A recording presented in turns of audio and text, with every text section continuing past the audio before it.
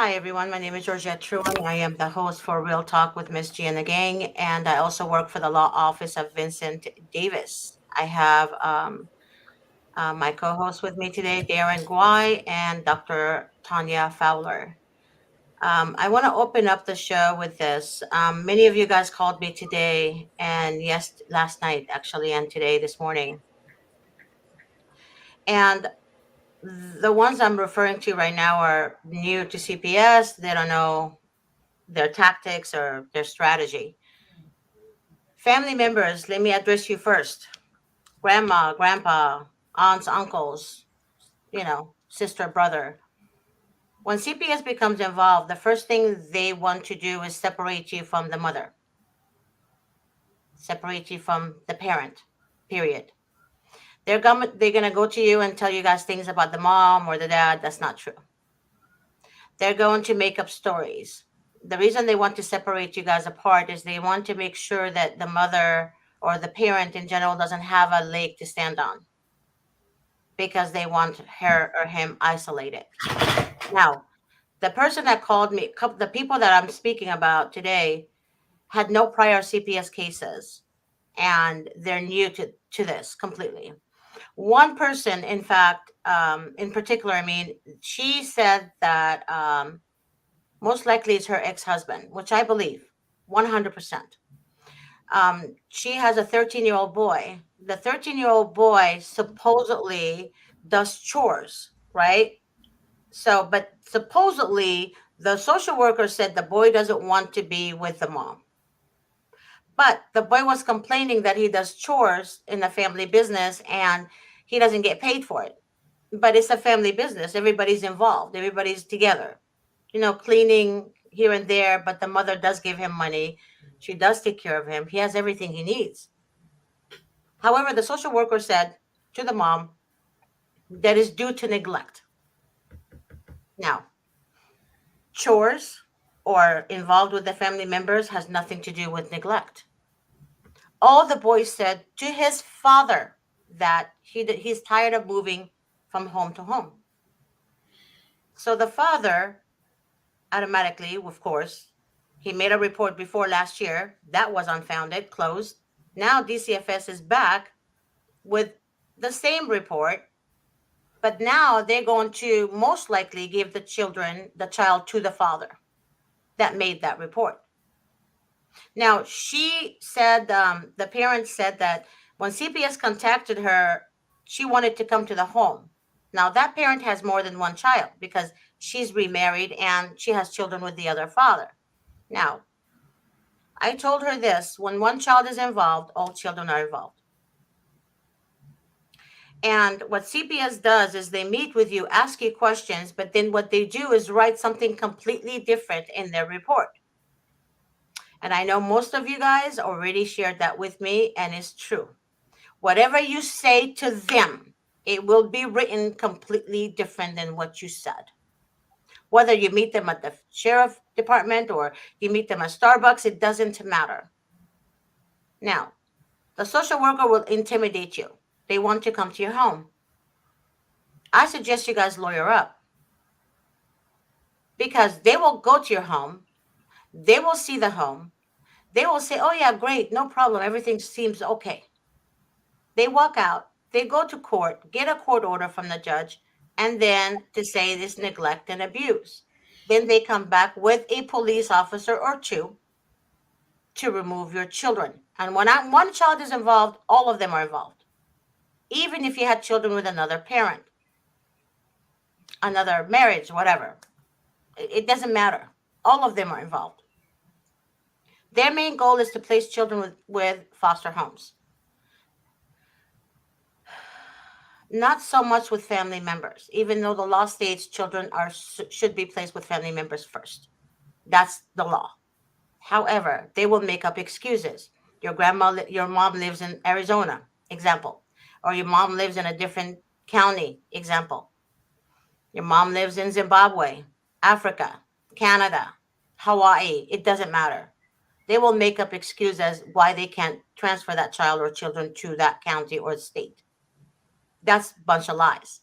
Because Mr. Davis, Attorney Davis specifically said, anywhere in the world, anywhere in the world, you can, where they have family or even close friends to the family, where that child or the children can be placed. When they alienate you from your family, like I said before, is to break you, to make you literally feel alone, to push you to the edge where you lose your mind, you lose your faith, you pretty much lose everything. So lawyer up. Don't talk to them without an attorney. If you can't afford an attorney, they offer you one. That court appointed attorney is not for you. Their job is to make you cooperate with the Department of Children and Family Services. Then, towards the end of your case, he or she is going to say, admit your guilt, and then you'll get your children or child back. That's not true. And also, when you sign a safety plan with them, it's pretty much you're giving them the rights to your children and your child or your child. So you have to lawyer up to know your rights. You can't just hire any attorney. You need to focus on hiring a juvenile dependency attorney that understands juvenile cases. Family law attorneys are not CPS attorneys. Let me explain why. When you're in family court, it's you against your ex, right? You against your ex. When you're in juvenile court, it's you against the state and county, solo. You guys cannot use the same attorney. If you're still married, for example, and there's an allegation against you, neither you or your husband can use the same attorney or the same law firm, in fact. You have to use different attorneys. State and county is not the same as family courts. State has more jurisdiction than family courts, meaning if you have custody with your children in family court, the state can easily remove that custody from you. When you have little children, babies in your home, the main goal is to get that baby adopted because that's where most of their funding comes from, adoption. That's why they always enforce and push adoption. Oftentimes, before they even meet with you, they already know your life. So they know how many kids you have. They know you're remarried. They know everything about you. So they already know. They have a plan on what to do before they even meet with you. So when they tell you your child said something, that's false. Your child didn't say what they claim that the child said. There is absolutely no body cam on these people when they interview children or speak to children. I was asked today if they can go to the schools and speak to your child. Mr. Davis said yes, they can. The schools will give them the authorization to speak to your child or children, even though you're still the parent. You still have rights. So they can do whatever they want. They don't have full immunity, they have partial immunity. And that's why you can sue them. But your focus should be on getting your children or child back first. Then everything else can wait. So focus on that first. This message is for family members. I'm begging you, do not fall in the trap of CPS. There's a lot more involved with them that you're not going to be able to understand because in your minds the system works. The system doesn't work. There is no such thing as the system works. The system only works for those people who have connection with the Department of Children and Family Services, or they have connections inside the courthouse, meaning family members work there or friends works there. Somebody they know works there.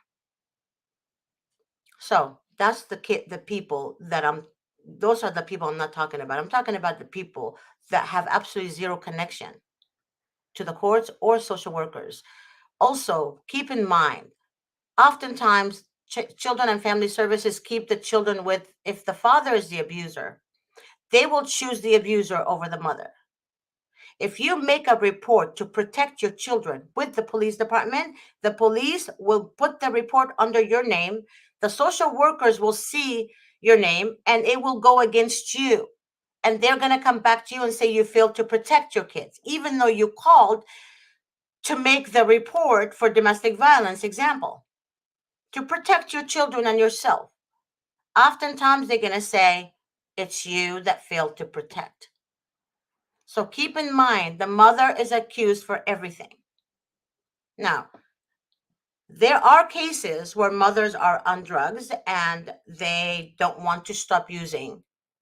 And those are the cases that the department should be involved. But I'm not saying remove the mother completely, but get her help and aim for reunification with the mom and the dad if they're both involved. Now, the Department of Children and Family Services don't aim for that, like I said before, because they want the funding. That's very important to them. Very important to them. So, and Darren is going to speak about the Title IV funding from the federal government. He's going to kind of share some information about that with you guys. Darren? Yep.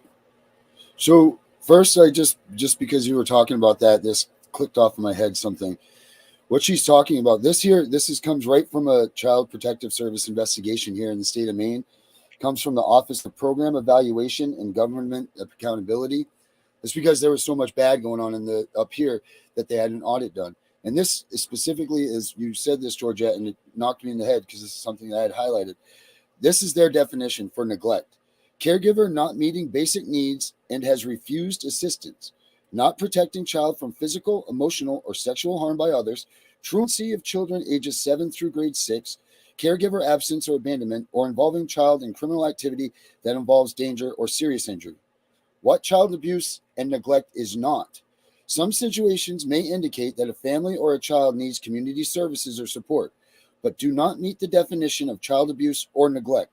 Example includes living in poverty, including lack of food, clothing, or shelter that is not injurious to the child, accidental injuries, even if regular and reoccurring, parental or prenatal substance abuse, physical or mental impairment of the parent, including substance use, if it has little or no impact on the child, isolated incidents of domestic violence when the child was not present, physical discipline like spanking as long as it does not cause bodily injury. Those are what their investigative units have said are not incidents of abuse or neglect. So what Georgette's saying is be very, very cautious about what they're saying to you and what they're trying to say you've done, because those right there are from their own overseers saying, look, guys, this is what abuse and neglect are. And then this rolls into my next thing, what we were talking about. Last week, we hit on the Title IV funding. Now, you see, once they've done this, once they've established that the child's been neglected or abused or whatever, they roll you into that 72-hour hearing. They get you into that 72-hour hearing. The clock starts ticking for their money to come in. Now, that original money comes in a little bit of a lump sum. I don't know what the exact breakdown is because it's different in all these areas, but there is a lump sum payment that they give as like a, what would you say, like a deposit on this child for you to cover such expenses or to cover, let's say if the parents need classes, adulting parenting classes, they need all of these things. So that money goes there. Make sure that if you're taking these classes and all of this stuff, make sure that you're keeping track of these things, because what they're going to do is they're going to say, hey, these parents were not involved. They weren't doing these things right. So the number one thing is make sure that you always, and we reiterate this, make sure that you're keeping track of this, because if they're not, you need to make a complaint to the IRS or to the people of these people right here, the overseers that I just spoke of, because this money is supposed to be used to be helping you and your family get back together. It's supposed to be used for educating you if you're not good with parenting. If they don't offer you parenting classes, be sure that they are getting money for a parenting class. This funding, you don't understand how much funding is available for you as a parent and how much resources are there for you as a parent, because the guidelines and what they're going by is to make you and your family stronger. Now, the DHS caseworker wants you to use as minimal amount as possible because this funding gets left over. And their whole idea is to keep it all anyway and push it into the next fiscal budget, making your child just part of the economic situation in the town or what it's all about. But they have a ton of resources that are awaiting you. If you really have these problems, if you have a substance abuse problem, if you have a problem with domestic abuse, there are a ton of resources available in this Title 40 funding that they should be giving you as a parent help so that you can go to get back to reunification. So don't let them just say, "Oh, go to Joe and Bobby Sue, and that's it. If you can't get in there, too bad." No way. They have a list of people that are there waiting that are available to be paid by Title IV funding, counselors, doctors, all of these people. So make sure that you hold them accountable because this is part of your job as a parent. If they say that you need to get these services to reunify, you make sure that they hold that door open for you. Do not, because the money is there for you. That Title 40 funding, that's what it's made for. This Title 4 funding is to make it so that families reunify. And these people, these caseworkers, are just closing the door. They're either not putting you in there, they're saying that they can't get you into services, that they can't do this or they can't do that. Bullshit. They've got plenty of money in their wallet that says that they can do these things for you. Not only for the first things are first. If you have these problems, listen, take care of you first. That's the first thing because you can't be a great parent unless you yourself is solid. So use this to your advantage. If you get this time to do this because these things are truly happening to you, I'm not talking about the people that, this might have happened, or if I'm talking about the people that this really did happen to, use this to get yourself well. Because no matter what, your child still loves you, your child still cares about you, and your child still wants you. Whether you fucked up to being a parent or not, that's besides the point. These tools are there for you to fix yourself and get back on track for being that child's parent. Because no child wants to be left behind and as an adopted kid, as a foster kid, as a kid of the system. No, they want their mom and dad, and time after time after time, reports show that. Studies show that. So please, I'm begging you people that have a substance abuse problem, that have a domestic violence problem, use these tools that they're giving you. Our government is giving them to you. Don't let these caseworkers get in the way of you fixing yourself so that you can be better for your child and your child can come home. And that's just the bottom line. All these things are there for you. I mean, that's what Title IV funding is there for. They make it seem like it's there for them, but it's not. That Title IV funding is for you to get yourself better and get into reunification. So that's I mean, Georgia, you see it all the time, right? You see it. They don't offer these people this, or they offer it too late. They offer it or they say, "Oh, you can't get into this counseling because it's busy." Yet you know yourself there is a list of funded caretakers and counselors and all of these different divisions that are just waiting for them to write a check to them so that they can help these people, and they're not allowing it to get through because they want the money there. They, I believe it's $134,000 is the drop zone for per child in this state. That's like the base amount, and it builds up from there, obviously. So it's not $134,000 to keep a child in a foster situation. That's not what it costs. Let's be real here. Make sure that your child. Here's another thing. Force them to make your child go to help counseling. There's another thing. Make them use those fundings for that because your child needs help. This is very important. Get your child into counseling immediately because they have already been traumatized more than you can ever imagine. I wouldn't even want anybody to imagine that. So there's another thing. Be sure, fight them. It took a friend of mine a long time, almost a year of them being in custody to get their child into play therapy. They finally did it after a year, but this little child was stuck, stuck on this situation. They weren't getting any help. They're not helping your kids, and they don't want your kids to be helped because the fastest thing that they need is your kid to forget who you are. They want your kid to remember the bad stories, and because that's the only thing that they're going to rehash up in front of them, play their little tricks that, oh, little Johnny Sue's not listening around the corner. He really, there was a lot of domestic violence, when it might have been an isolated incident, but those caseworkers will be sure that that's Right. impounded in that kid's head, and that's all they hear. Like, Right. these are things. Use There's the Title also, IV funding for yourself.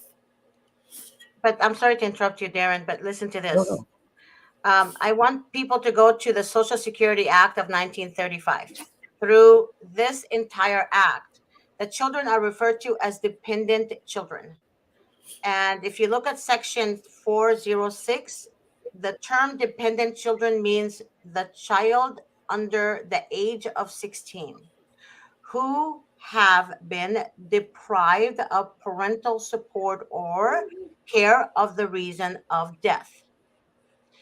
So continued, like example, also in addition, continued absence from the home, meaning the parent leaves them at home alone. Okay. In Title 11, it states general provision subsection D. Nothing in this act shall be construed,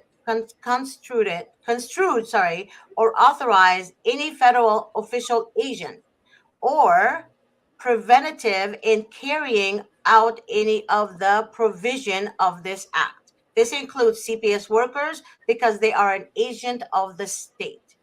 So to take charge of any child over the objection of either the parents of such child, that's what this is all about. You guys need to research, you guys need to read, you guys need to make sure you understand your rights. You can't enforce it when you're dealing with the juvenile system. Why? Because they take advantage of you because they set rules in place to violate it. Am I right, Darren? I mean, You're absolutely right. They will. They'll Shanghai you at every second they can. They'll make you think that this isn't available. You're wrong. You're wrong. You're wrong. Remember, this is still your child.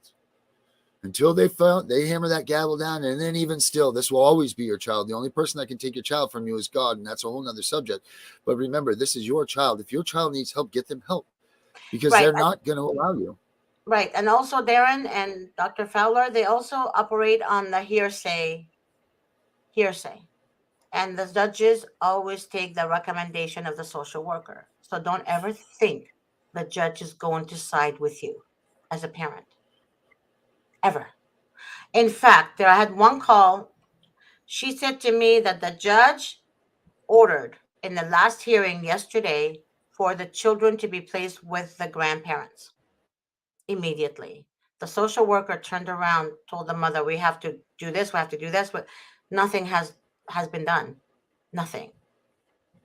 They're making excuses. They're creating more chaos. And then when they go to the court, they're going to tell the judge something completely different. That the mother or the grandmother didn't pass, the home assessment, for example. They're not going to tell the judge that the home of the grandmother is great. They're going to say she didn't pass the assessment. So you have to be very careful. They will tell you one thing and they will do something completely different. I mean, we have a grandmother here, Dr. Fowler. She experienced that. Like I told you guys before, she's a solid grandma. She's cool. She knows what she's doing, but they're giving her the runaround. The runaround. So learn from people's cases and understand that they're not for you, they're against you. But they're not going to tell you they're against you. They're just going to trick the whole situation to example, the enemy is not going to tell you he's the enemy, right? They're going to pretend they're your friends. They're going to pretend they care about you, that they want the best for you. But in reality, they're using you.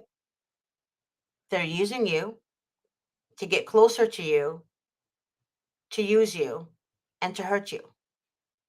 So be careful. It's the same thing with the government. They're not for the people. They're not. So, Dr. Fowler, do you have anything to add to all this? Thank you. I just really wanted to say how much I appreciate Darren and emphasizing the Title IV funding. It's really important for people to know that the funding is really available for the families Mm-hmm. instead of the use of the system. Mm-hmm. So that bears repetition. And that's very important for you guys to understand also. But they also get more funding when the children is in an adoptive home. So when a child is Right. one should be adopted or they want the child adopted, they always enforce adoption. That child is in an adoptive home immediately. And that's where they get Of most course. of their money. Go ahead, Darren. No, that's exactly it. That's what they're doing when they're turning these family members against family members that are adopting their children.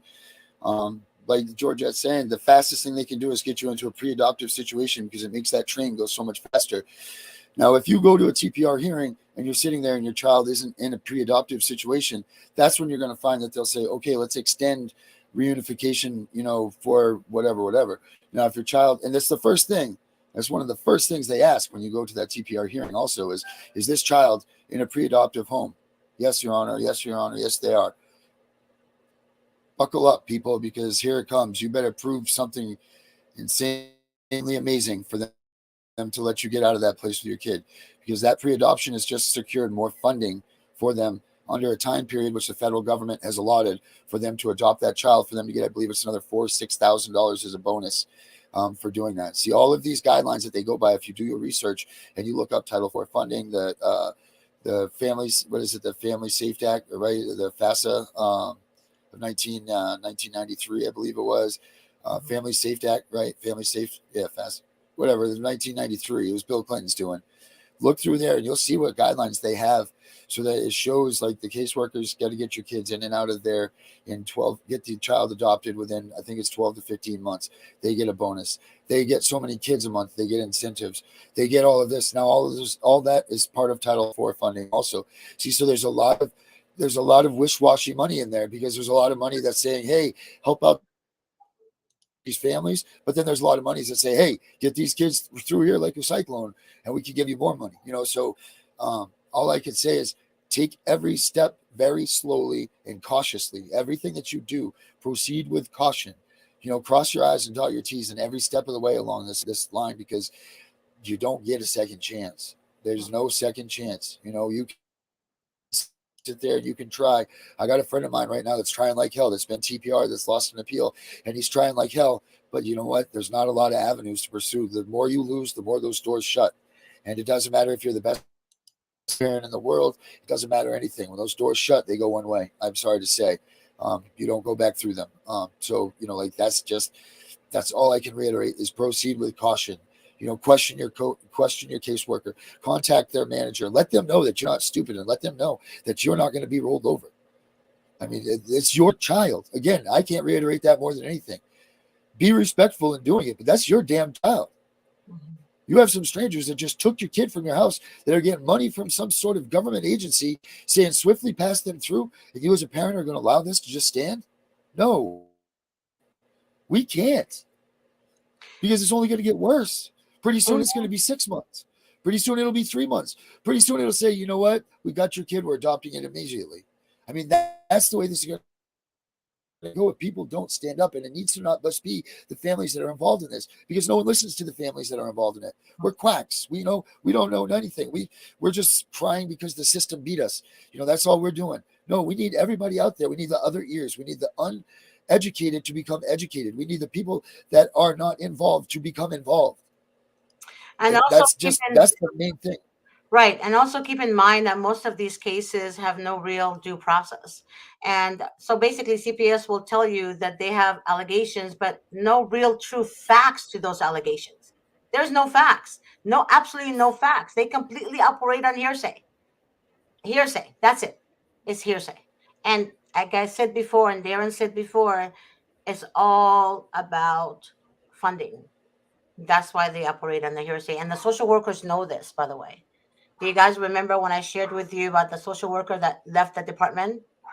She left the department. She contacted me. Me and her have been speaking for a year and a half, and almost a year and a half. And she literally showed me text messages that she took. She showed me things that the supervisor of the department implements. Basically, you guys, the social worker knows what he or she is doing in the investigation, in everything that they do, every step they do, they take, they know what they want to accomplish from that step. Remember that. So I'm asking you guys to lawyer up. I can't emphasize that enough to you, because most of you guys will call me back months down the road and then say, Miss G, I wish I would have listened. But they You guys don't understand that their main goal is to take your children, not to reunify you with your kids. It doesn't matter if you don't have priors. It doesn't matter if you don't have a drug record. It doesn't matter if you don't have a any type of criminal record. It doesn't matter. Those kids who are being abused are kept in the abuser's home. That's why oftentimes when you hear the news, the mother killed her child, or the mother's on meth and she did this to her child, or whatever the case may be. Social worker, all the neighbors and friends and family always say we called the social workers, but they never did anything about it, because these children are damaged to them in their eyes. In their eyes, they're damaged goods, right? They can't get them adopted. So if you really think about it, use common sense.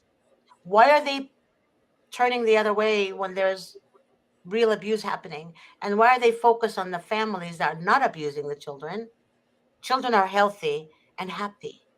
Why are you removing those children because of false allegation from an ex-husband who doesn't want to fucking pay child support? Therefore, the easiest thing to do is report the mother to DCFS. Why? Because they knows that they're gonna side with him. The department doesn't side with women. They side with men, especially the abusers. And I'm being honest with that. But if you have a good dad and a good mom, and both love each other and both are good to their kids, they're going to separate the dad and the mom and remove their kids from them. Perfect example, Mr. Darren Guai and his wife, Mary Guai. Perfect example. Mm-hmm. They love each other. They have a long-term relationship. They have one child, and they remove that child from them because of false allegation. That's not even true. So learn, Yep. understand. Don't take advice from child advocates. They're not attorneys. Their cases are different than your cases. And oftentimes, those child advocates are actually social workers. Darren and I know this, and Dr. Fowler knows this. They trick you. They tell you they're advocates. They're not advocates. They're taking you for a long ride of falsehood. And they will show you things like, oh yeah, I won a case because Miss So and so helped me. No, she didn't help you. She didn't help you. It's all fake. Or be careful with people saying, oh yeah, I'm a sitting attorney, or I am an advocate for court. Really? Are you? But Cash App is open for the public. You can support me. That's what they say. You can donate to my cause, my help for you. And you as parents get sucked into it and donate and trust and think that you are getting the help that you need. Be careful with this. Be very careful. Oh, great. Check this out, guys. Check this out. First of all, before I read this, I want to say hi to Trent. Hello, Trent. Hello, Adam.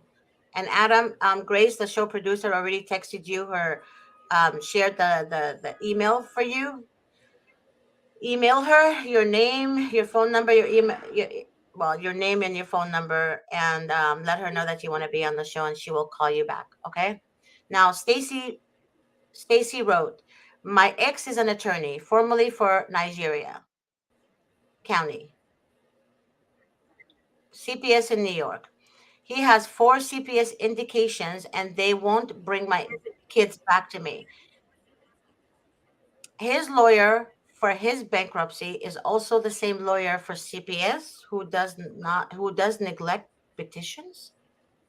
What? Uh, what? His lawyer, his lawyer is for his bankruptcy. How can a bankruptcy attorney handle CPS neglect petitions? I'm a little confused. Am I missing something here? Darren, Dr. Fowler, anyone? No, you. That's what's there's nothing to be confused about. I mean, that's just. But It's that simple. I don't. Her ex-husband is an attorney. Look, Right. Stacy, that's pretty much having connection with the system.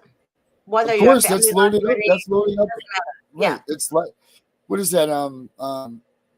When you should be with someone that what's, ugh. um, you and me have the same attorney, but we're not supposed to have the same attorney. What the hell is that? The contradicting each other. I'm having a brain moment Conflict here. of interest? Conflict of interest. How is it? Yes, thank you. Woo! No Take 5 worries. minutes. She's Yes, saying conflict to of their interest. How parents, is that not? yeah. I mean, when does that become an issue here in that situation that you're talking about? Like, how is that not a conflict of interest, right? Like, if their attorneys somehow are involved in this, like, where does this go down the line? Just same as mine. Where does the caseworker that is new to the, a department,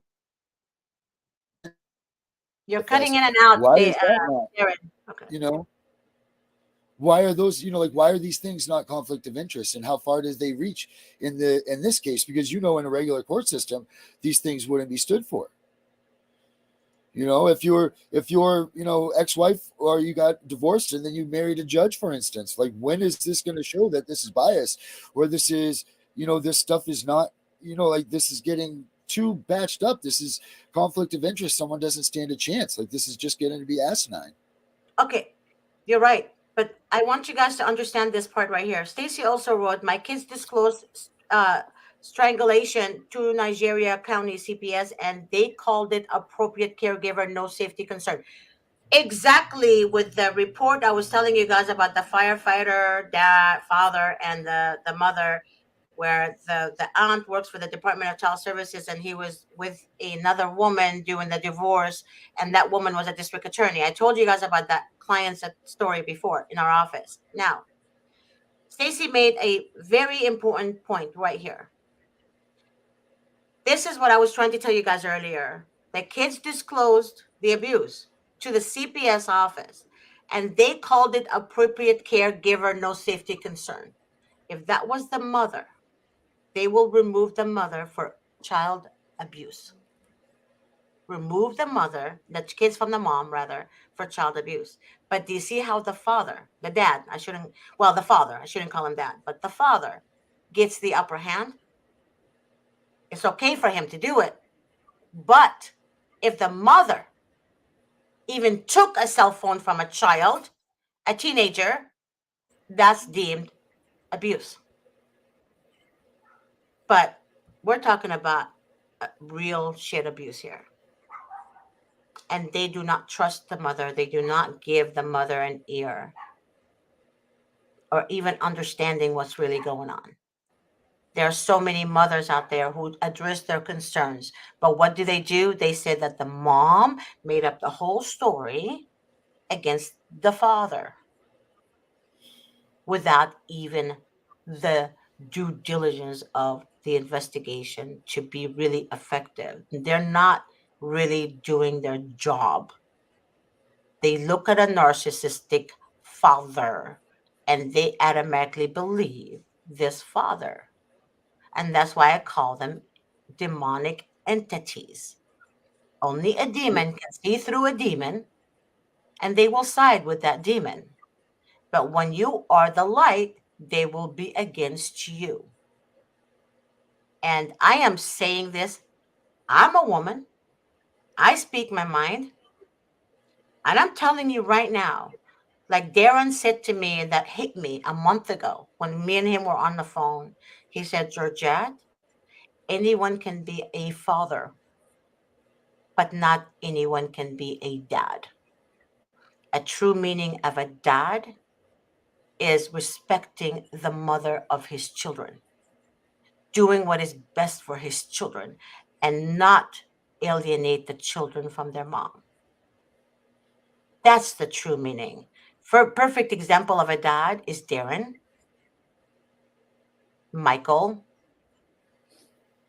my dad, and other dads out there. So they are good dads. They really are good dads. But the fathers, They're the ones who traumatize, and the system sides with those abusers. And I'm saying this Yeah, with all due honesty. Darren, correct me if I'm wrong. I mean, no, they're using those kids as pawns. Is all that's happening. A lot of these people are using their children for, like Georgette said, getting out of child support, or using them for child support. I mean, both sides of this are guilty. I will say, because you see it a lot. I mean, I know you see it a lot more, but it's man or woman. Like the mom and this. Like stop using these freaking kids as pawns, because this is what's building this CPS agency up too.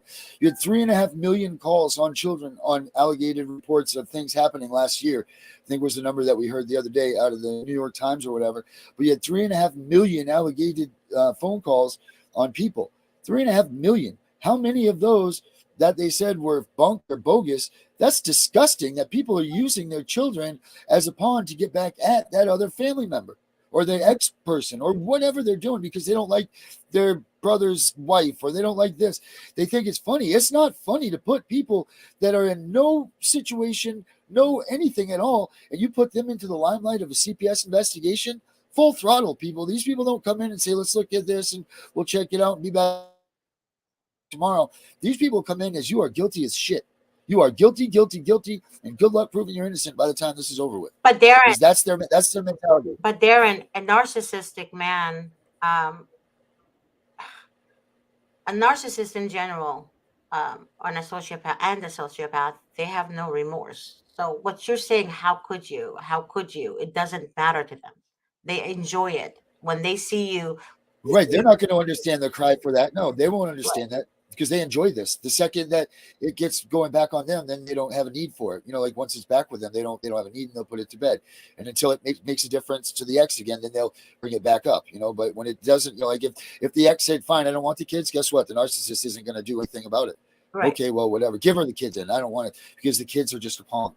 When a narcissist has the kids, they're just a pawn, like, oh, your mom's crying about child support. Oh, then I'll take you and blah, blah, blah. And then, they go to war that way. But when, like they're saying, oh, I don't want any child support. I just want to be done with you and we're good. Oh, no. You take the kids. You're going to take the kids. I don't want them, and that's what a narcissist will do. I mean, that's just it. It's when it benefits their ex or whoever, that's when they become alive and then they attack you. And then when it's offsetting, then you still get what you want, they're crazy. It's really a fucked up mentality, narcissism. It Right. really is. It really is a That's fucked a up true mentality. indication of you're damned if you do and you're damned if you don't. It Mm-hmm. really is. Mm-hmm. And also So, another thing too, they will come after you for child support. They will take your children from you with CPS help, and they will come after you for child support. The yep. same, the, the same idiot that didn't want to pay your child support comes after you for child support. And the system, even if he's making more money than you, they're going to make you pay him child support. Yeah. They're going to make you pay him child support. I'm telling you, this shit is real talk. It's not. Look at This is Stacy not saying that BS the kids talk. were running away. The kids are running away because of their fears and this, and they keep bringing the child back to the same place that they're running from. I'm guessing. Is that what you're saying, Stacy? I'm pretty sure Yeah, that's what she's talking about. from the father, from the So father. you have this kid that's scared to death for her life and everything else, and she just wants to go home to mom and whatever, and she keeps running away, and they keep bringing her back. Is that what's going on there? I'm guessing. I mean, because it Wait, looks terrible. there's another thing that's important for you guys to understand. If there's a detective involved in your case, and that detective said, for example, your ex-husband is avoiding me completely. Like she knows something is going on. The abuse, she has pictures, she has audio, she has video, she has everything, witnesses everything. And guess what? When the social worker speaks to that detective, because now CPS is involved, the social worker will write things down that the detective did not say. Then that report would be submitted into court to make it look like the detective is against you. Keep in mind, if you have the right attorney, that attorney has to subpoena that detective to be on record, to be cross-examined about that report. And 100% of the time, and I kid you not, that detective will say, I never said that. Keep in mind, social workers lie about what the police says and what the detective says in their report. There was a social worker that was arrested because the sheriff department realized that she's lying in reports. So be very careful. You need to be able to subpoena the detective if you have a detective involved for a crime that your ex-husband or your ex or the father of the children committed. That crime could be domestic violence, it could be anything. So be very careful and very mindful. When it comes to the children, they will side with the abuser, like I said, 100% of the time. 100% of the time. Now, when it comes to relatives, placement, Mm. the first thing you have to do is always give them 25 names of people all over the world. It doesn't matter if it's just in your county. I mean, if they live in Zimbabwe, it doesn't matter. Like I said before, you have to give them 25 names or more. What is, let me break, because what is, when you guys say this, give them the 25 names, I know that's one of the big things, is that so that the system has to go through a multitude of people before they can put them with some random Joe Blow? Is that what that's all about? Why do you give them that list of 25? Because, for example, if Attorney Davis is involved in the case, he will when he's doing the cross-examination or whatever he needs to do, he will ask, hey, you have like 25 names, you couldn't choose one from the 25 names? You couldn't choose one family member to put the children with. It's called strategy. 25 names. Why can't they choose one person? Because if they're in a different county or different state, they are going to lose the funding. CPS in your county will lose the funding. That's why they make excuses. But the law states they have to be placed with family members. I mean, Dr. Fowler, for example, she's a grandmother. She's fighting for her grandchildren. So therefore, they're giving her the runaround. Why? It doesn't make any sense. If you really guys think about it, it doesn't make any sense. Because I said before, if they're placed with family members, they don't get the full funding incentives. When they, for example, if the aunt and the social worker know each other, then the social worker will tell the aunt, hey, so and so, become a foster parent so you can adopt your nephew. So the aunt becomes a foster parent. But then the social worker will address the aunt or the grandmother as foster parents. They're not going to address the grandmother as grandma or aunt as aunt because in paper they wanted to be grandparents. So Dr. Fowler, she shared her story throughout the shows before. Most of you guys know her story, but she is getting a runaround. She's in a different state. She's in the state of Pennsylvania. Am I right, Dr. Fowler? And she's getting the runaround from Yes. every which way possible. She hired attorneys that couldn't help her. They didn't have the right strategy to get that child placed with her. And social workers made sure that they make her look like she doesn't know how to take care of the child. She raised children before. I'm sure she knows how to feed a child. So, but because the child is a certain age, they want to place the child in an adoptive home. That's their main concern. Their main focus, sorry. CPS workers, that is. So if Dr. Fowler, for example, has a good relationship with her daughter is not using, for example, and they'll be able to communicate effectively, that daughter has the right, the mother has the right to say, hey, my mom lives in Pennsylvania. I want to place my child with her. The beginning of the case, you still have rights, and they should place the child with her, with the parent's maternal side. They should, but they don't focus on that. Okay, Dr. Fowler, is there anything you want to add? Just to my knowledge, based on what I've read about family law in Pennsylvania, if It's not there's, family law, though, Dr. Fowler. sorry, It's not called family law, it's CPS. It's juvenile. Family law is different. Family law is different than juvenile.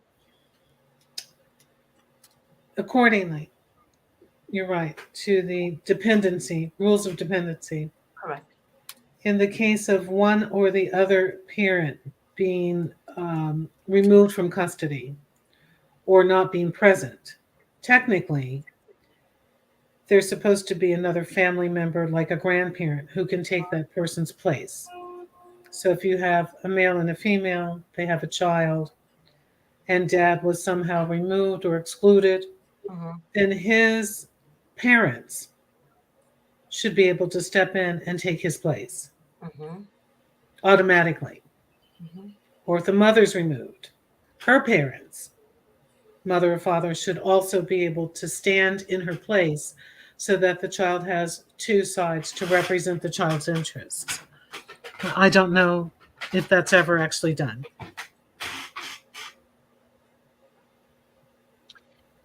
Um, So it should be I was done. I looking mean, at that's a lot. Yeah. I was looking at Carol's question there because I guess it kind of bounces back to me. I don't know if you can actually look and see how much each child is individually gaining from the funding, but I know, like, let's see, I'm looking at right now at hhs.gov. They show a lot of breakdowns of how it's working in your area. Like if you're looking at your state, I don't know if you can actually call up and say, hey, how much is my kid taken from the system or whatever. That's a good question. I'll keep researching that and I'll let you know tomorrow on that next show, because that is a good question, because I think that would be a good way for everybody to keep the checks and balances. But like I said, you can check it. hhs.gov or acf.hhs.gov has a fact sheet on this Title IV funding. Those are two places that I found this stuff. So I'll look into that a little bit more. But right here it says, check this out. Title IV spending by child welfare agencies, $7.5 billion. $7.5 billion. Yep. $7.5 billion. What did I tell you guys last week? Social worker makes $197,000 a year.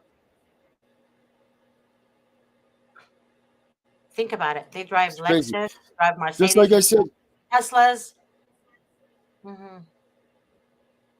They don't rent. They own their own home. Think about it for a second. So anybody that tells I you they bet make you. 30,000 a year is a liar. Yeah. Well, I know that you go to, if you go, and I also goes to administrative costs for these OCFS divisions, for rentals for their apartments, not apartments, but their offices, and a lot of I bet you debatable items if they're available for that stuff. So that's what it also had just said in that hhs.gov thing. So I don't know. I would be very curious to see how these people are getting these high end when they only make. I think that we found last week that the median salary of it, one of those workers, like 42,000, right? Georgette, wasn't that what they were saying? That's what they say on the books. I understand that there's more money everywhere else. Hey, I don't make, you know what I mean? Like people make this amount of money. There's incentives all over the boards. Things that don't come out in their payroll service that says, hey, Georgette made, 23,000, but she drives a BMW. Yeah, because she works for a guy that has a lot of money and she gets a bonus here. Like I understand what you're saying, Georgette. That's not what's going on here. What I'm saying here is they're hiding a lot of money.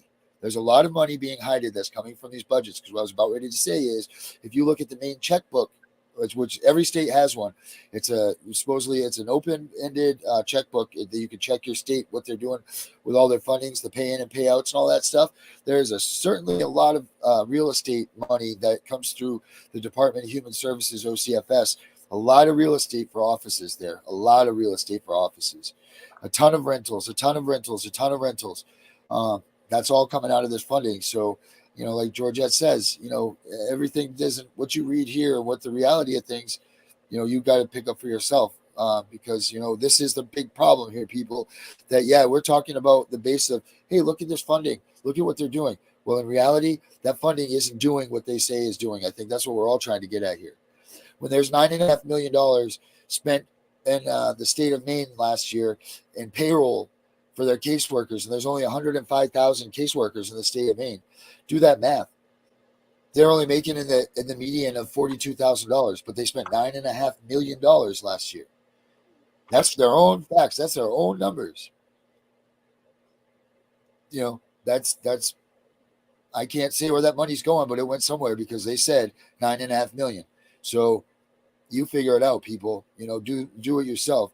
Where we do talk a lot about what really is going on and what's on the surface, but believe me, this CPS thing goes way down below the surface. There's a lot of things that we're not touching on right here, because I think if the American people knew what was really going on, then maybe they'd uproar. Maybe if they really knew what was going on with this child trafficking, kids for cash, all of these things that are going on, maybe that would make a difference. Maybe we should do a show just on that. Let's not talk about what the Title IV funding and this, that, and the other. Let's talk about what's really happening when they're child trafficking. You know what I mean? Like, let's tell these people where these little kids are really going, because that in reality is what will make people flip, because it's terrible what's really happening in this country. If you look at the amount of kids that are being adopted, the number's not going down, people. It's going up. And it's not because things are getting better. It's because they're getting more money for this stuff. And you also have to understand that's why the border is wide open. So people who are, for example, they stop using meth and, they're cleaning their lives, and somehow something happens, whether they're at a party and somehow somebody slips something in their drink and then they relapse. So basically, kind of, it's like a setup. It's a setup. I'm not joking. You guys think it's a conspiracy. It's not a conspiracy. It's a setup. It's real. It's real. And also, Medina asked a question. Darren, can you read it, please? Because what legal recourse can one take? Is that the one that you're talking about? Yeah. What legal recourse can one take? Well, you know what? You tell us, Medina, because that's what everybody's fighting to find out here. Everybody's, we're trying to figure out, just being able to sue them is just a new horizon that's coming about. Mr. Davis is, he's the front runner in all this stuff. I mean, I'd call his office and ask him what your case is and see what he can do for you, because honestly, there's no real answer right now. Everybody's just dabbling in this, because up until this point, there's been such immunity and closed doors and hush hush on all this stuff that no one has been able to say anything or sue anybody, because no one was responsible for this. It's taken a lot of people, it's taken a lot of lives and a lot of people to make this get to where it is now, including Senator Nancy Schaefer.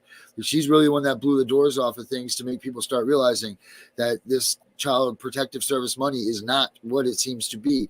Where is this money going? Where are these children going? What are they being used for? Why aren't they in here? Why aren't they accounted for? Let's talk about the amount of kids that are missing between foster home and adoption. I know in Maine, the number is around 800 right now. So, where these kids go? They didn't just fall off the face of the earth. Every state has these.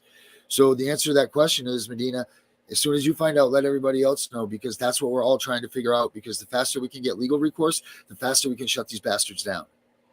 Also, keep in mind, America, don't judge moms and good dads who lose custody of their kids because of your own ignorance.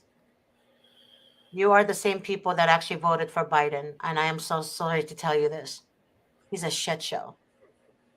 So I'm telling you right now, keep in mind that all this shit is happening because the Democrats enforce it. And we're not talking about one or two. We're talking about all of them. And if you guys do your research, you will see that President Donald Trump you want to go ahead and say it, Darren? About Trump? He was trying to shut this system down, and we shut him out as Americans, so shame on us. Yep. Well, not shame on us, because we had nothing. Well, not us. I voted for him. So. Yeah, well, hey, Dr. Fowler, me, you, and Auntie Barb, and Lizzie and Dan, we see what he was trying to do all along. But a lot of you guys are so brainwashed to think, and a lot of you guys also know that I used to be a Democrat. I haven't been one for almost 2 years now. 3 years now. So stop listening to fake media. Listen to me real quick. Research yourself. Do your own research and understand what's really happening in America right now. That we Americans actually make fun of other countries when they don't do the shit that is done here. They all have their kids. They don't let the kids away for nothing. Nothing. Remember that. Just keep that in mind. They are using our children as a tool to control us. When I say our children, I'm talking about grandma, grandpa, mom, and dad, aunts and uncles, right?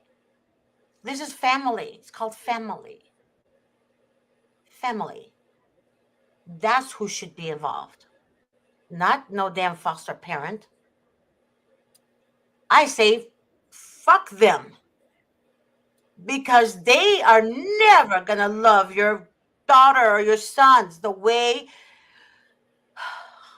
the mom and the dad and the grandma and grandpa would love those kids. Yeah. I'm Carol, I'm telling going to you, read right? Carol's Unless comment. the grandparents are crazy, then I understand. Yeah. I mean, I This understand. one, yes. Yeah, but also understand this: the system will always give the children to the crazy one, not to the sane one, because they want them more abused. They want them more traumatized. It's a rotating system. It's a rotating system. You It's a think about it, when rotating they do is system. they take the child away from the family. Mhm. The family goes, now the family goes berserk. They go crazy. They can't function as a normal human being anymore because they've been traumatized themselves. The parents have been traumatized. Their kids just been ripped out of their lives. They have they don't have what they need anymore to function as a human being in society. So what happens now? So it cracks me up. If anybody's ever been in a substance abuse situation, the first thing that they say you need is you need a good, strong support system, right? To get yourself better. You need to have your family unit. You need to have all this. But yet the people that are in substance abuse with these situations, what's the first thing that the CPS does? They tear your family apart. So you don't stand a fucking chance. If you're in substance abuse and CPS is driving your train to fix you, forget about it. It's not ever going to happen. So that being said, make sure you clean yourself up, people, because these people are hunting people that are on substances. Like, just it's very easy for them to get you and your kids. And Mhm. believe you me, man, they will not stop. Once they got you in their sights, they're gonna falsify your urine test. They're gonna do everything. You're fucked. So the best thing to do is prevent this from happening and get yourself cleaned up. Use those. You get that done for yourself now before it's too late. If you Mhm. feel like they're hunting you on the horizon, get yourself going on that first, because that's what they're going to nail you with. And it's very easy for them to falsify what they need to and walk you right down to that court so your child says goodbye, and they don't even give you a chance to do that. Okay, and also I want to clarify something earlier. I said Nigeria is Niagara County, New York. Um, Most of you guys know I don't see very well, even with my glasses. So finally, I am getting a prescription glasses that's gonna be coming soon next week, so I can be able to see better. But it's very hard for me to squint and look and read effectively. So I apologize. So I wanted to go back to just I need Carol you had to made read. a I need you comment. to read that comment. This That's one, yeah. I'm coming to you, Carol. Yeah, this one says Niagara County CPS in New York hired a man publicly known to be a sex offender to be a CPS attorney. His name is Nicholas D'Angelo, and he is now indicted on several felonies, including apparently sex trafficking and child in DSS custody. That happens everywhere. The pedophiles are all around us, people. You don't understand that they know what they're doing. This is no accident. The pedophiles are everywhere. The judges are involved in this, because what you don't understand is that they're keeping their money going. They're keeping the pockets greased on the criminal side, and then they're getting it on the CPS side. This is a big, big circle. Think about it. Like the number one front runners for children right now to be adopted, the big kick now is let these gay communities have these children because they want the children destroyed. They're destroying the lineage of families by what they're doing. Wait, Like wait, in wait, three wait. three generations. What did you say? Read that again slowly, Darren. What did She's she say? saying that there's a sex offender known to be a CPS attorney named Nicholas D'Angelo and is now indicted on several felonies, including sex trafficking and child DSS custody. That's what these judges are doing, the same damn thing. How many judges out in California do they find that are part of these scams, these foster home circles, and these are the things that we're talking about, people. They are all around us. They are all around us. These pedophiles, the people trafficking our kids. Like, this is the down and dirty that we don't ever talk about in this show. Is he But what still an the attorney real though? thing is. Is he still an attorney? Well, I'd imagine that. I bet the bar association, which is, yeehaw, I bet they don't hurry up to get rid of him out of there. I bet you he keeps his bar for quite some time. There's a attorney in LA County. She said he's still did she say he's still an attorney? Um Yes, he is. Okay. So there's an attorney in LA County. I can't name the damn attorney. His first name starts with an S. Anyways, he has felonies against him as well. And he's the head of the attorneys there. So how come they have Yeah, felonies? But that's why they still can use the state can get a hold, like hold them from their waiver. yeah, they keep their eyes on them. We keep it. Yep, that's exactly No, it. for them to do whatever the state wants them to do. Whatever. Right, of course. They have no ethics. They have Yes, no freaking exactly. morals.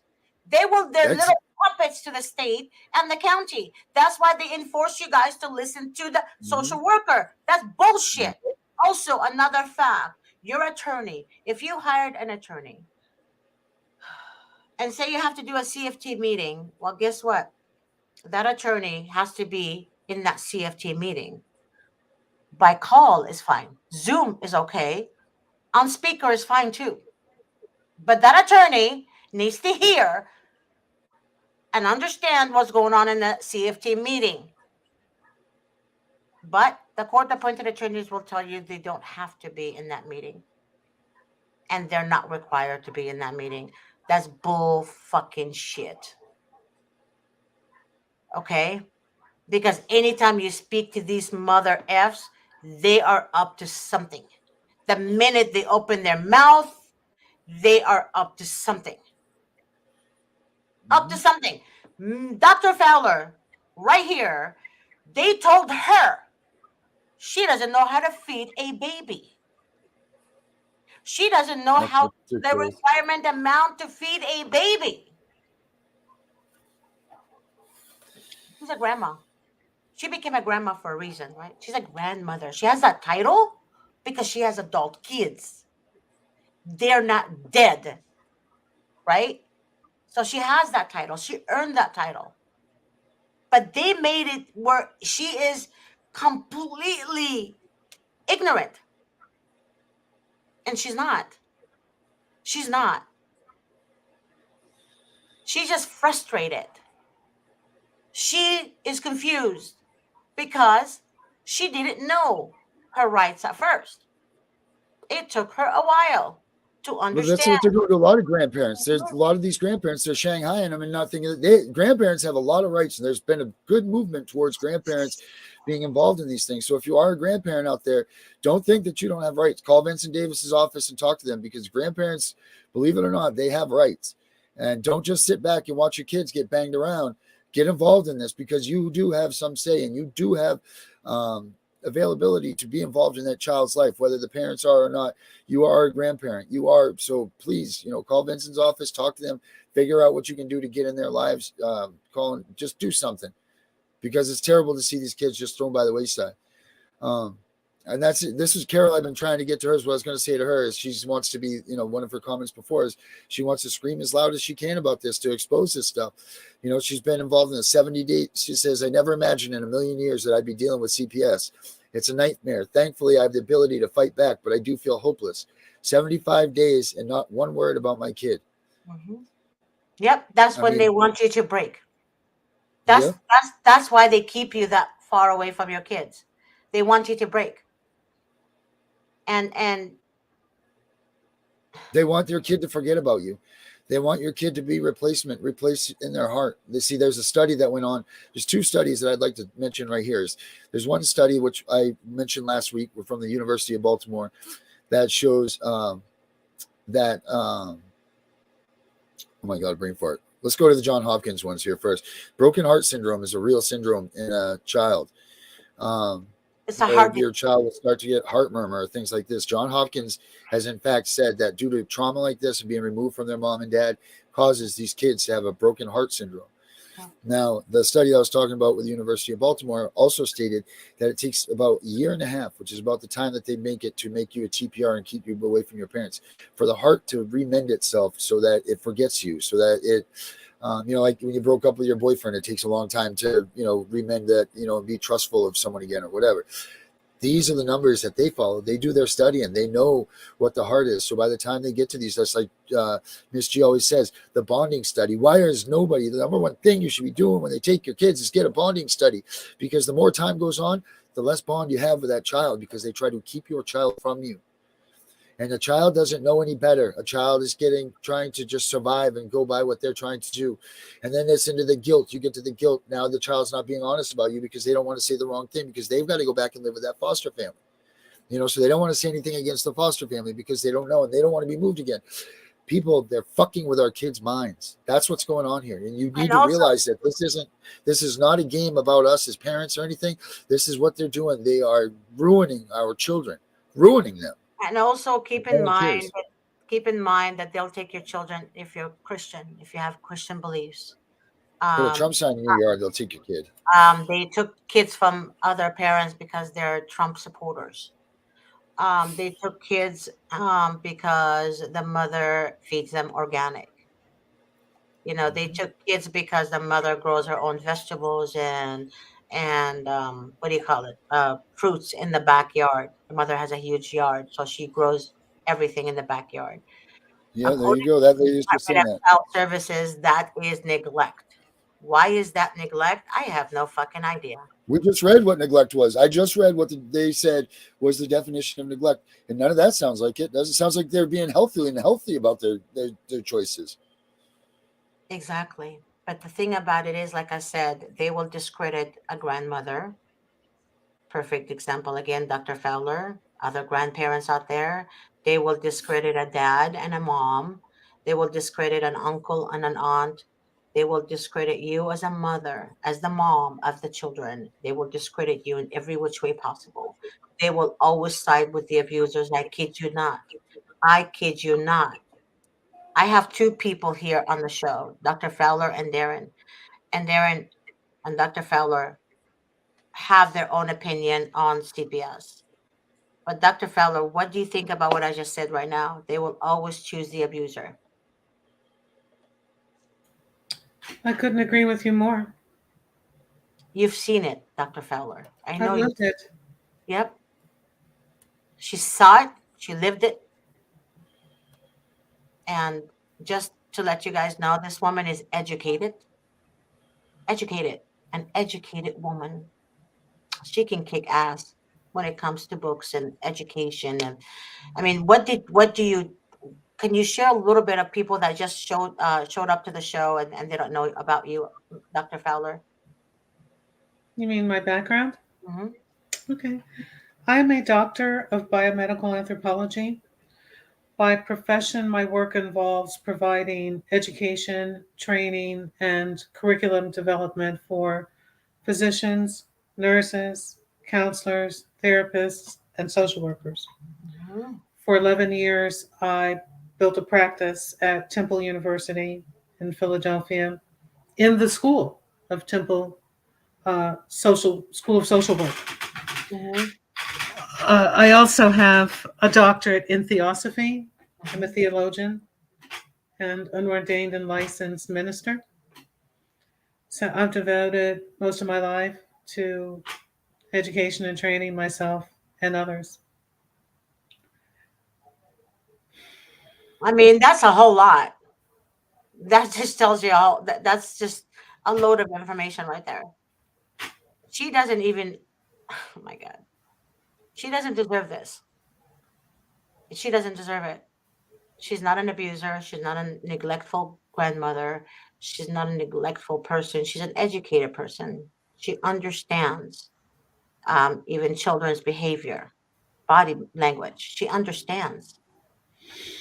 I mean, like I'm saying, she's fighting. Everyone is fighting. And if you guys want to join the fight, like I think Carol, um, most of you guys want to join the fight, please don't hesitate to contact me or Grace at vincentwdavis.com. That is her email address. You can email Grace and you can tell her that you want to be part of my show, and maybe you can educate people and give them awareness, because we're trying to make this go all over the world, not just in the United States, because We need support from everyone. And I'm not talking about financial support. I'm talking about, um, how can I say it, Darren? It's not financial. It's to bring awareness to everybody, because all the world, the whole world think, hey, they must take children from America because they're bad parents, because Americans are crazy. But they got a little bit of that right. But it's not America that's crazy. It's the government that's crazy. Okay? The government. That's what you guys need to understand. It's the government that's the problem, not the American people. But some of the American people believe the government because they think that the system works and it's here to protect children. Because you guys hear some bullshit stories about a social worker on social media saying, I took this job to help children. No, bitch, you didn't. You took this job so you can have power and control. Because if you had common sense and basic decency, human decency, you wouldn't stay in that kind of job. You wouldn't fucking stay there for years. You would have left by now. One time on the show, but I brought it down, we had a fake person saying that they're victim of CPS, but they were actually social workers in a different state. And I got someone to investigate the matter, and they found out they're still social workers. And they were taking information from people and giving it to that county. So, what I'm trying to tell you, when I found that out, it was, I think, the third show they've done, and I brought the whole show down. They had a social worker there, an investigative social worker, crazy woman. I'm going to hunt you down. As soon as she said, I'm going to hunt you down, I told the show producer, shut that shit off now. She said on the show, I'm going to hunt you down to the parents. To the parents. I knew something was up. But see, what you guys don't understand, they're what? In sheep clothing. They're literally, you guys don't know who you're entertaining and who you're dealing with. But my gut told me something was up. I didn't trust those two. I didn't trust them. They said that they used to work for the Department of Child Services and they no longer work there. But they want to join the fight.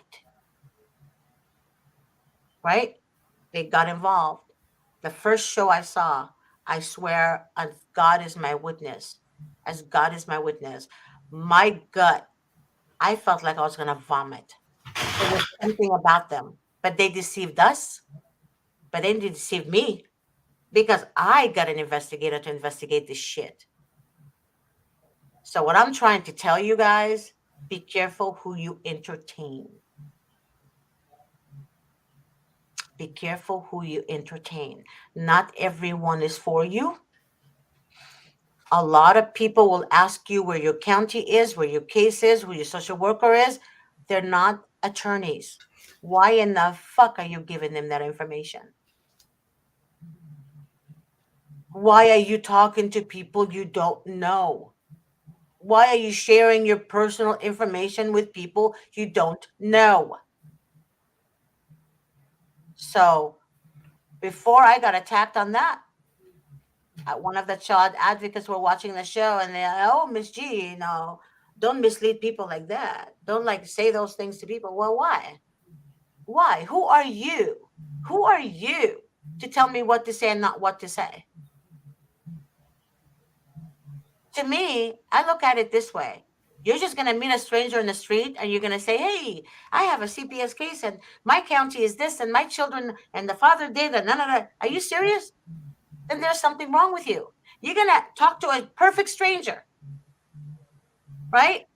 Think about it for a second. Do you guys agree with me or am I just talking, I mean, say something. I agree. At the same time, if you wouldn't mind, if I may, I have people that are watching the show or people that have asked me questions or texting me. Could I put these questions to you, and even if they're entertained in a later show, addressed to Miss G? Number one, uh, can you name the social workers involved in the social media and in the news? That's question number one. Question number two is, how can you bring charges against a social worker for the removal of your children? And then the third one here is more of a statement that says that CPS has its own jurisdiction. So I see question number one. It looks like you already have an answer. Should we hold it for another Question, time, or would you entertain it now? I can entertain it now. Question number one, um, I cannot disclose somebody unless they are willing to be disclosed. And the reason they don't want to be disclosed is because they have family. You guys have to understand, if they have family members who have kids, why would they jeopardize them? The state will come after them. The county will definitely come after them. No, I'm not going to disclose that ever in my entire fucking life because I made a promise, and that's that. As to how you can press charges against a social worker, well, the best thing to do is sue them. If you have a good lawsuit, if you have good evidence, good notes, good everything, you can discuss it with a civil attorney. Mr. Davis is also a civil attorney. You can call the office, um, speak with me, and then I will I will have the staff set up an appointment for you guys, whoever have a civil case. But you have to understand, Mr. Davis cannot take your word for the civil case. He will have to review your case file. In order for him to understand if you have a good lawsuit or not, he has to review the case file. So, same thing as if you go to a doctor. You can't tell the doctor, I have the flu, doctor, give me medicine. The doctor will have to do blood testing, urine testing. He or she will have to check your mouth, your throat, everything, your heartbeat. They have to do everything possible to make sure that you do have the flu and it's not something else. Same thing with a civil attorney, because if a civil attorney takes on a case that's not a good case, he can be sanctioned 50 something thousand, and you will also be sanctioned 50 something $1,000.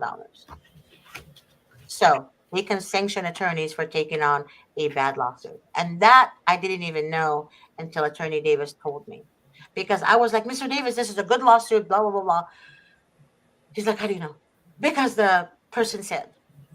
No, because if I take it and it's not a good lawsuit, I can get sanctioned, and that person will get sanctioned.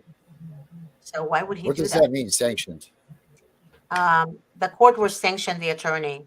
Like, you have to pay that money because you wasted our time. Oh, okay. Yeah. Yeah. So it's very important for you guys to understand that. And that came from Attorney Davis himself. So I didn't know that. I was like, you guys, I was like, what? What do you mean? Um, but that's very important for you guys to understand. That's why in the beginning of your case, always take notes. The first day the social worker contacted you, her name is Lynn, whatever, and her number is, and she works in the Department of Children and Family Service in the Vermont office, whatever the location is, called me at 10 a.m., said the following. Those are good notes. You even write down what she was wearing if you meet in person. You write good notes, everything, everything. And Do basically, emails. Emails. an email. What do you mean emails? Do all your correspondence in emails. Don't even talk to them. Just Mhm. do emails. That way you have a record of everything. Yep, emails is Because very this important. record is what you're talking about. This clear record of what they say and what they've done. That way you have a real record of what they've said and done. There's no hearsay. Because Yeah. that's how these people operate, is in hearsay. And the 25 names or more of family members, that's also good for a civil suit. Because why didn't you contact them? If they say they did, there's phone records that can be subpoenaed. Okay? They can subpoena that. And it's very extremely important in your case because the attorney will have to cross-examine that liar, the social worker. And it's very important for you to have evidence and notes that is to the attorney to indicate to the attorney how to, what he needs or she needs to cross-examine that individual. You get it now? So you're setting your way up for a civil case as well, but you have to do it right. When you're emotional, you're not logical. When you're logical is when you have a sound mind. And I know you can't have a sound mind because you're kids, but keep in mind this. Put on an armor and fight. You can break down after you get your kids back. You can Facts. cry a storm after you get your kids back. But you have to Yep. stand up. You have to fight. In order for you to fight, you can't be numbed. You can't be high on something or drunk. You have to be at a sound mind. God gave us a sound mind. He did not give us the spirit of fear. Satan wants you to fear. When you fear, you literally destroy your own life because you're being fearful, meaning you don't believe in God at all. That's when you fear. Okay? So, Dr. Fowler, perfect example. Darren, perfect example. They're not fearing, they're fighting. And when I say fighting, they're not physically, you know, taking a bath and beating the social workers. Yeah, When I just say, let's not do that. They'll think that yeah, I'm let's not threatening do anybody. that. So I have to be very careful when I say fighting. Fighting, I meant, oh my God. You say it, Darren. I'm just so tired today. Using verbal terms, meaning standing up for ourselves and our rights. Nothing against them correctly. Mhm. It's we're fighting the proper way, the educated way. We're doing it eloquently, and we're doing it in a way that it's not endangering anybody's lives. It's if anything, it's helping our own, and we're doing it responsibly. By doing things like this, like discussing this out loud to people, we're not harming anybody. Um, and I think that's just the way it needs to be. You know. And educate yourself. Please research. Don't just take words of people around you. Do not take advice of your family. I have family members where they say, "Oh, just cooperate with the social worker. Everything is going to be fine." No, no, family. No, you're wrong. You're so wrong. Don't So let them wrong. tell you. If your heart tells you, then you go for that way. Your stomach and your heart tells you, then you act on your stomach and your heart. Don't let anybody else try to dictate it because they're not driving the truck that you're in. Mm-mm. You know, Well, they I'm going want to to ask you, follow the Dr. way. Fowler, something. I want to ask you something, Dr. Fowler, if I may. When you first Of course. experienced this whole trauma, Yes. did your gut tell you something, or what did you feel from the whole, the whole day one incident? Did your gut say something, or did you feel something? Of course. Instantly, oops, pardon me. Instantly, having taught in the School of Social Administration for 11 years, it grieves me to share that after providing instruction and training for hundreds, thousands of social workers, I never met one that I would go to if I had a social work problem. Hmm. And I hope I don't sound like I'm exaggerating. So when this happened to me with my granddaughter, in answer to your question, what did I feel or intuit? I felt an immediate sense of revulsion, disgust, fear, wonderment over what I should do to protect myself because I knew that I was going to be assassinated in terms of having my characters assassinated, my ability to articulate or express my principles for child rearing assassinated. And I just knew that it was going to be an absolute disaster. I just didn't know how to avoid it. I hope that answers your question. And one more thing. In I also knew that no amount of compliance or making myself small or simplifying things into little baby words was going to do me any good. Yeah, showing up for the puppet show, right? Oh, let's see what we can make this person do. Let's watch how much we can make them struggle and struggle. And They guess what? actually Oops, laugh. no, They laugh at you guys. They laugh. They laugh at whoa. parents. They That high laugh. five in the hallways, Yep, they do. You think I'm making that up? It's the truth. They high five each other in the hallway of the courthouse right in because front what of the parents. and you know what they do before the hearing? They talk to the judge and they start talking about what they're gonna eat or lollygaggy, whatever, whatever, whatever. A lot of people think they're close, but there's more than closeness. There's special type of I call it the whorehouse. Let me put it to you that way. I call CPS court the whorehouse. The whorehouse. Now you know what happens in a whorehouse. I don't have to disclose it. If you don't mind, I have Mhm. much more respect for what happens in a whorehouse because I would hope and pray that the people who are there on a consensual basis and they're human beings. You know what? I agree with you on that. You know what? This is Got me why on I love her. that. She has like a leveled head, There, like that's the hey, doctor coming in right I there. I get that. guess. All right, I get that. Yeah, You know but what I want to say too is don't forget that these people will stop at nothing. We were talking about that earlier about, and Dr. Fowler had mentioned on that to be brought down to a little, whatever. They're gonna check your stuff online. They're gonna social stalk you. And that's what we'll call that. They're gonna check what you're doing on your Facebook. They're gonna check everything about you because what they can't make you do, they're gonna find a way that they're gonna stick you to it. Like because you had a picture of you with a beer at one point in time. If you had this, so if they can't make you do it in one way, right. they're gonna find it on you in another. So make sure you pay attention to all your social websites and all that stuff. You got pictures of you drinking beers, smoking pot, doing any of that stuff. Make sure you take it off immediately. Don't give them any reason to find stuff for you because they are looking. They are looking for what you're doing online. There's no doubt about that. Yeah, but also I want you, Dr. Fowler, if you can see the comment that Tyree wrote. Uh, Yes.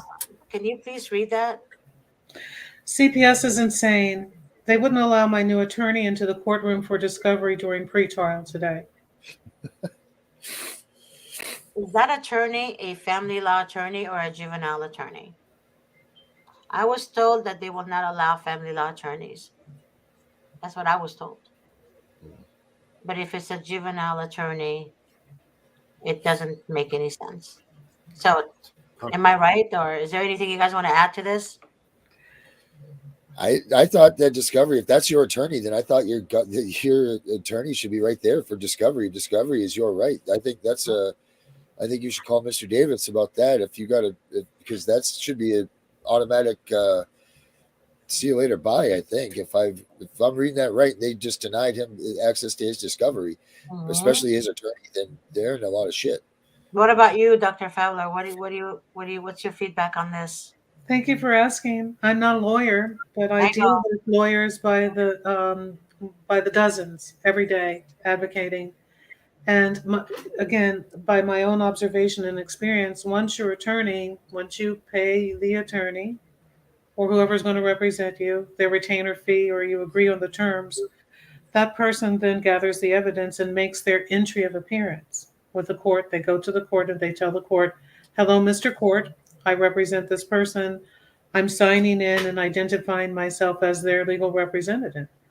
And I couldn't imagine the court disallowing that person to come in and participate unless you haven't been given leave to intervene, I which agree. for the purposes of your audience, if you are not a parent or a direct person that's involved in the matter and you want your spouse or someone else to be involved, you have to file something called, at least here in Pennsylvania, a motion to intervene. And that motion tells the court, "Hello, Mr. Court, I would like to participate in this matter. I would like to be recognized as a party. I would like to be able to sit in court during these hearings, which are closed hearings.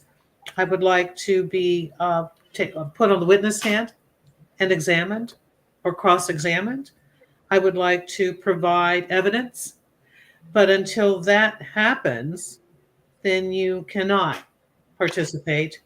And at times, even your attorney can also be barred if you're not given leave to intervene. That's simply just my armchair perspective.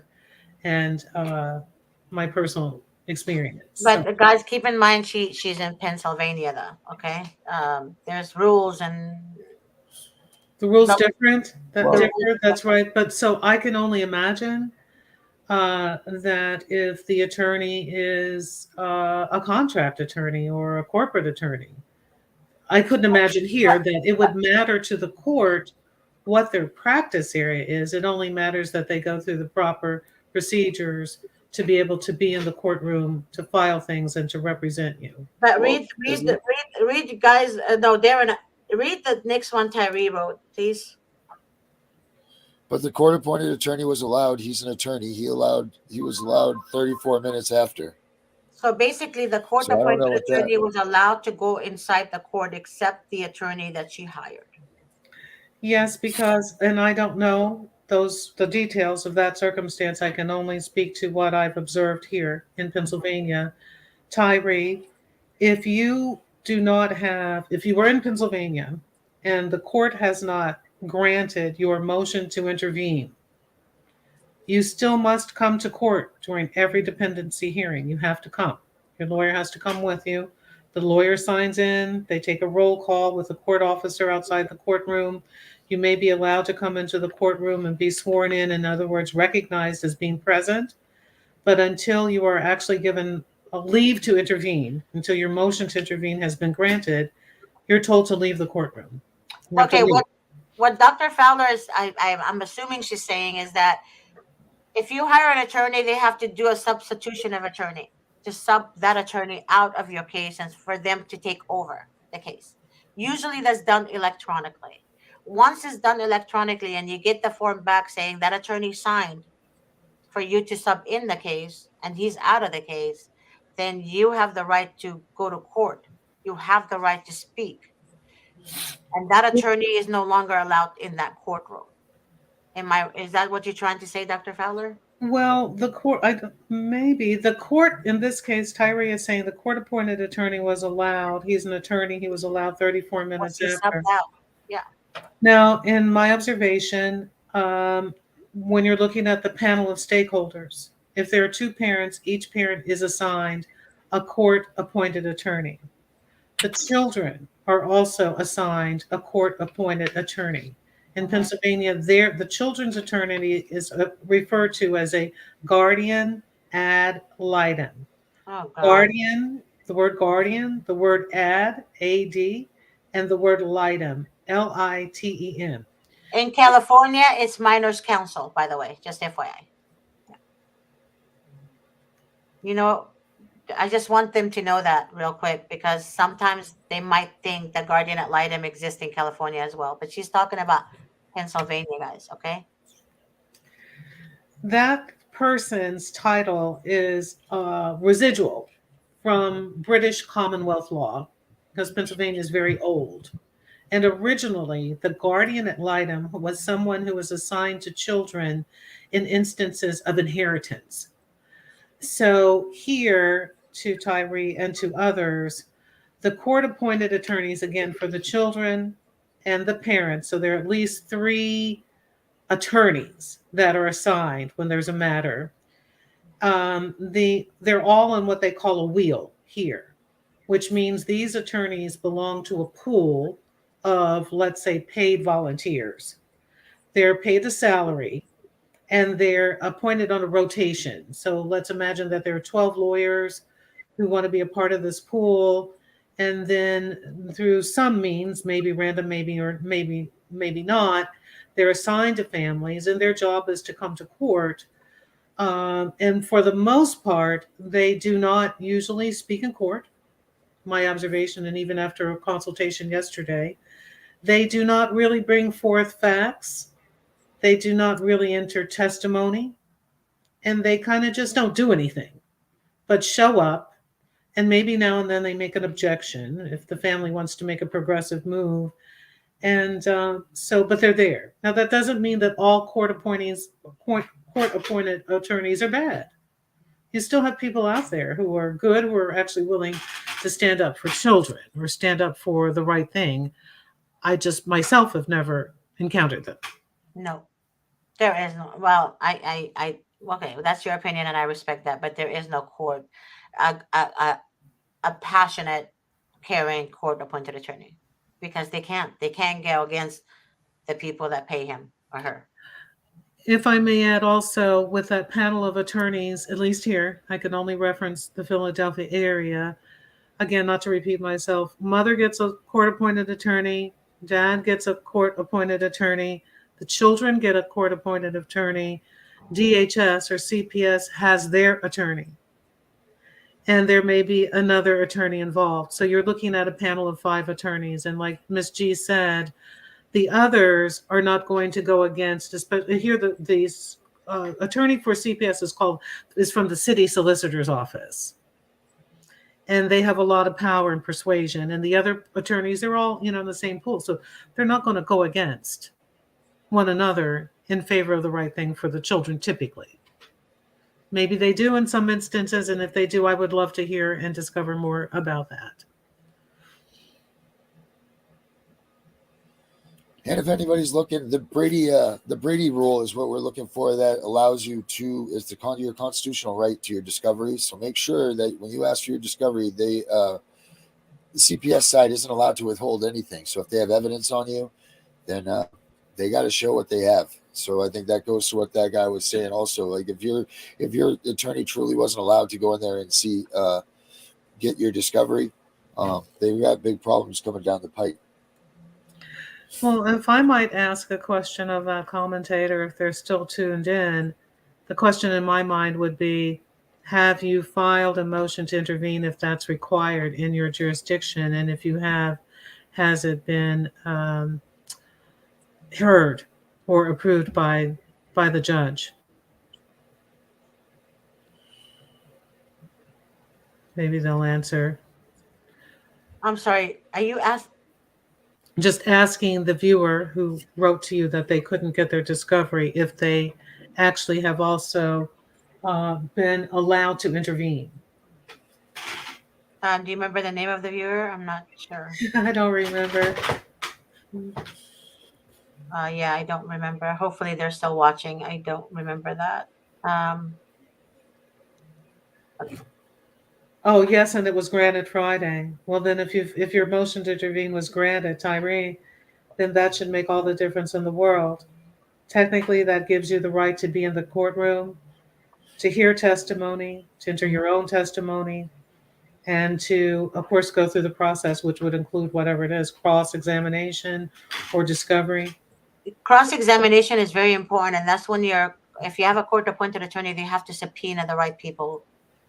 They have to subpoena the social workers, and they have to. And I think I mentioned to you guys, you have to get. Social workers have to do a daily journal for your case. A daily journal they have to have for your case. You need the attorney to get that journal. That's very good for cross-examination as well. Go ahead, Dr. Fowler or Darren. Thank you. The only other thing I can add is my byline, if you will, Madam Chair and Darren. I feel a duty to repeat this every time if I can, that here in Pennsylvania, we have something called the grandparent statute for grandparents who are listening and wondering how they can get involved. And it is under the family law, chapter 42, and this is 425324. And it specifies who has standing for custody while there is an open dependency matter. The first chapter applies to grandparents. And for a grandparent like me, I should have automatic standing for custody of my grandchildren during an open dependency matter. I don't have automatic standing for custody of my grandchildren if there is no open dependency matter. If there's no open dependency matter and I wish to have custody of my grandchildren, I have to go through family court, which is a very different portal than dependency court. And then I would have to prove to the court that there is laxity or something inappropriate about the parents who have rights over my own as to why I am requesting custody of the courts. Now, the parents can agree. If there's an agreement, that's a whole different story. But Pennsylvania 235324 stipulates, number one, if there's a child in dependency, that begins your standing for custody. Number two, if the children came to know you either through the court or by the parents, that's one of the conditions for custody. Number three, as a grandparent, do you have the means and the willingness to care for these children? That's another condition. Number four, if sometimes they say they can, sometimes they say cannot. If the children have lived in your home with you for at least a period of 12 months, if they've resided in your home, if they become, the word is domiciled. In other words, if they've lived in your home long enough to be residents of your home, they get mail there, you've been taking care of them, and you've established residency, that's another condition that you have to meet to be able to be a custodial grandparent. And if you meet all of those criteria, you're supposed to simply file the petition, file the motion for custody under 235324, and you should have standing for custody. The second chapter applies to other family members. So if Miss G was my sister, if she's a friend of the family who's known the family for a long time, or if Darren is a loving someone who's been like a brother to the family, you don't have to be a blood relative, just someone who knows and cares about the child. Under Chapter 2 of Pennsylvania 235324, you also have standing for custody. And you should be able to go to the court, file your motion to intervene for custody, be heard, and take the children under your care for the duration of the dependency matter. Mhm. It's not permanent custody. There's a difference. It's very confusing. It's only the custody given to you. It's what I call the small custody. It's a provisional, temporary custody that's given to you by the court only for the period, the duration of the dependency matter, not for the entirety of their lives. Mhm. So if you were awarded custody under Pennsylvania 235324 as a grandparent, Mhm. as a caring supporter, your custody runs out when the dependency matter is closed. That doesn't mean you, at the same time, you can apply for the big custody, the big permanent custody through the family court portal, so that when the dependency matter closes, you still can be the custodian of the children. Mhm. That's granted. If that makes any sense to people. So 2 portals for custody for Okay. family members or grandparents. All right. Thank you, Dr. Fowler. What about you, Darren? You have anything to close with? Because we're gonna have to. No, I think that we put out enough today for everybody to swallow and chew on. We got another show tomorrow, so let's save a little bit of the energy for Tomorrow's that. show is gonna. We're gonna have an attorney from our office. Her name is Elizabeth Jacobo. She's a CPS attorney, and she's been doing this for quite some time. So tomorrow, 1 o'clock Pacific Standard Time, she's going to join us on the show. All right. Thank you, Love it. Dr. Fowler, for the amazing information you shared with everyone on deck. Thank you, Darren, for again being, Just wonderful. being wonderful. Also, Being so wonderful. Also, when it's appropriate, if not tomorrow, at any time, you were asking about cases earlier. Someone sent me a case of a family who had their kids taken while they were on a road trip between Georgia and Tennessee. So I have that one that I can hold. Oh, yes, please. I get those a lot too. Yes. I that'll be- see. yeah. So at any time that you want that one, someone sent it to me. Okay, yes, please. Tomorrow I want to make it for Elizabeth to be able to ask questions. People can write questions, and you know what I mean, for her to answer for the audience, and maybe we can ask her questions as well, but I want to make it for her. So maybe next week, Dr. Fowler, if you can make a mental note for yourself, next week, God willing, on Thursday, we can definitely start with you on that. Is that okay? Okay. Of course, absolutely. Maybe I Awesome. could do Don't some. forget to like us on Yeah. YouTube. I like that. You will start the show. right away with that information, because there are a lot of callers I get that have that same story, for as God is my witness, same story, different people, different counties, different state. Same story though. You might not believe it. I believe it, but because I deal with it every day. And Dr. Fowler will address that next Thursday. What were you saying, Darren? Don't forget to like us on these YouTubes too. It's very important. Hit that Yes. like button for us. Yes, and also share the videos with people that don't have CPS cases, please, to give them awareness, because again, people do not know unless it happens to them. Okay? So help people by sharing and exposing the Department of Child and Family Services.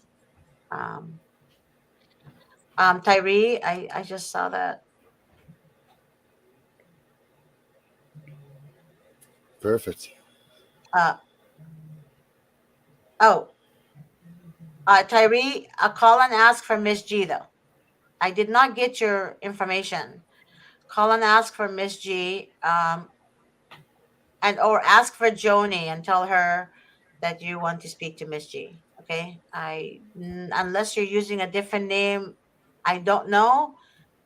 But anyways, don't reveal your name on this platform. Um, did you guys see this? Do you see what he wrote? Had Yep. I known any of this, they'd be home. Mhm. So that gives me an opportunity to thank you abundantly, Miss G and Darren, and all of your listeners and supporters. God bless each and every one of you. God bless the children and the Amen. loving families. And please continue with this cause and with the exposure and the outreach to the public. Amen. Thank you, Dr. Amen. Paul. Of course. My pleasure. You guys have a wonderful day, or at least try, and then